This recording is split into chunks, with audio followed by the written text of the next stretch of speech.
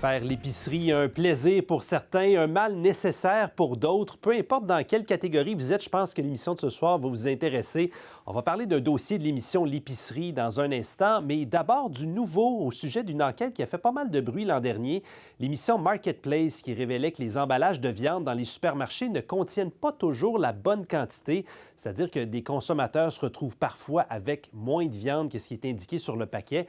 Et malgré les promesses des grandes bannières, il y a encore des erreurs. Des journalistes ont visité récemment 17 magasins d'alimentation affiliés à Loblaws et Sobeys à Vancouver, Toronto et Halifax. Et résultat, dans 7 de ces magasins, on a trouvé de la viande sous-pesée. Et dans certains cas, il y avait près de 20 de différence. Pascal Thériault est économiste et agronome à l'Université McGill. Bonsoir, M. Thériault. Bonsoir. Êtes-vous surpris de voir que ce problème-là persiste encore aujourd'hui? Un peu surpris, surtout déçu que le problème persiste. L'an dernier, on croyait que c'était probablement des erreurs de bonne foi, des erreurs d'inattention, mais là, le problème semble beaucoup plus systémique qu'on croyait. Oui, c'est ça. On se disait peut-être l'année dernière des erreurs, on oublie d'enlever l'emballage quand on pèse la viande, mais pensez-vous qu'il y a peut-être des pratiques un peu plus répandues et organisées pour tromper les consommateurs? Ben, c'est pas impossible qu'il y ait des pratiques qui soient organisées pour tromper le consommateur, mais c'est pas aussi impossible que ce ne soit qu'une sorte de paresse corporative de la part des grands détaillants d'alimentation, étant donné que les conséquences sont quand même, somme toute, assez faibles et limitées pour la grandeur d'entreprise qu'ils ont. Oui, c'est ça. Là, comme consommateur, on fait comment pour se protéger? On traîne notre balance à l'épicerie là, pour peser chacun de nos paquets?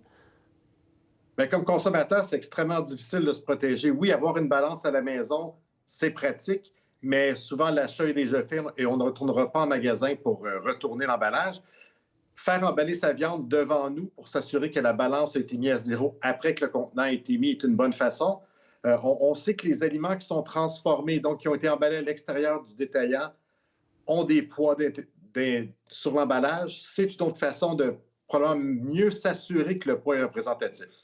L'amende maximale dans ces cas-ci, on parle de 15 000 Est-ce que c'est suffisant? Vous parliez de ces grandes compagnies là, qui font des milliards de dollars en chiffre d'affaires. Est-ce que c'est assez pour les décourager et changer des comportements?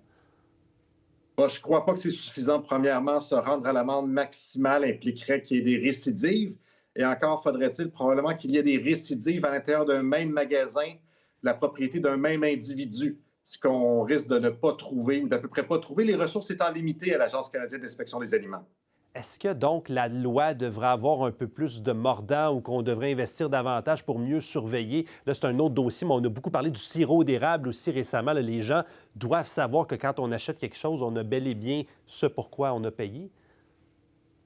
Bien, vous savez, le système agroalimentaire canadien est un système qui est extrêmement réglementé, qui est très sécuritaire. Cependant, on décrit encore qu'il manque d'inspection, qu'il manque de gens sur le terrain pour s'assurer que les règlements soient respectés.